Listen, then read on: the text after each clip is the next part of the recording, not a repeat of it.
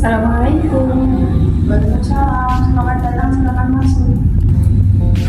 Selamat pagi, Bu. Ya, selamat pagi, selamat. Terima kasih. Selamat datang di LKBHI. Sebelumnya dengan siapa?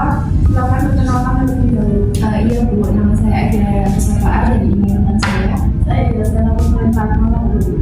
Jadi ada yang bisa saya bantu? Ya, Bu. Kami kesini untuk berkonsultasi mengenai permasalahan kami dengan rekan kerja kami. Ya, ada apa? Mungkin bisa diceritakan terlebih dahulu kronologinya. Awalnya, kami melakukan perjanjian kerjasama dengan akad mudharabah pada tanggal 9 Maret 2024 yang dimana saya di sini sebagai pemberi dana atau sohibul ma dan rekan saya si Ridwan sebagai mudharib atau yang mengelola dana untuk menjalankan usaha di bidang kuliner, tetapi pada kenyataannya malah dipakai untuk kepentingan pribadi si Ridwan. Apakah permasalahan ini sudah dibicarakan dengan baik-baik dengan pihak si mudharib? Kami sudah membicarakan masalah ini dengan si Ridwan langsung, Bu.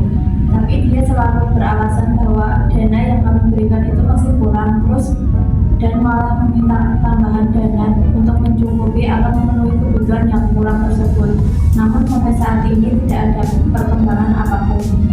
Baiklah, berarti pihak mudharib tersebut telah melakukan kewajibannya atau verifikasi ya tentunya. Verifikasi sebagaimana dalam pasal 1238 KUH data adalah kondisi di mana itu dinyatakan lalai dengan surat perintah atau dengan akta sejenis itu atau berdasarkan kekuatan dari perikatan sendiri, yaitu bila perikatan ini mengakibatkan begitu harus dianggap lalai dengan riwayat waktu yang ditentukan.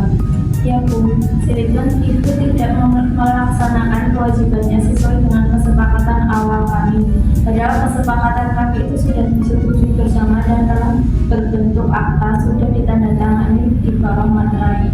Nah, apalagi dengan adanya akta perjanjian tersebut sudah bisa dijadikan bukti adanya perjanjian. Lalu bagaimana ya, Bu, untuk penyelesaian permasalahan kami? Apakah harus menempuh jalur pengadilan? Mengenai permasalahan tersebut lebih baik diselesaikan secara non-litigasi terlebih dahulu ya. Artinya diselesaikan di luar pengadilan dengan melaksanakan beberapa tahapan. Untuk tahapan yang pertama adalah melakukan konsultasi hukum seperti yang kalian lakukan terhadap saya untuk mengkonsultasikan permasalahan yang kalian alami. Dan yang kedua, melakukan negosiasi. Kemudian yang ketiga adalah mediasi dan mengurangi konsiliasi. Untuk tahap pertama konsultasi hukum yaitu menceritakan permasalahannya kepada orang yang lebih ahli untuk menemukan jalan keluar atau solusi atas permasalahannya. Kemudian yang kedua adalah negosiasi yang dilakukan oleh kedua belah pihak yang bersangkutan, yaitu antara ibu sekalian dengan pihak mudharib. Nah, untuk melakukan musyawarah dan mencapai mufakat atau perdamaian, lalu yang ketiga melakukan mediasi, di mana mediasi ini dilakukan ketika cara kedua tidak mencapai hasil apapun. Nah, di mana dalam proses mediasi ini akan dibantu oleh pihak ketiga sebagai pihak netral yang tidak memihak salah satu pihak itu. Dan yang terakhir dengan tahapan konsiliasi, pada tahapan ini adalah tahap perdamaian, di mana setelah melakukan tiga tahapan tersebut tapi tidak ditemui solusinya. Yang dimaksud pihak ketiga itu siapa ya, Bu? Pihak ketiga di sini merupakan pihak yang ahli di bidangnya seperti konsultan hukum.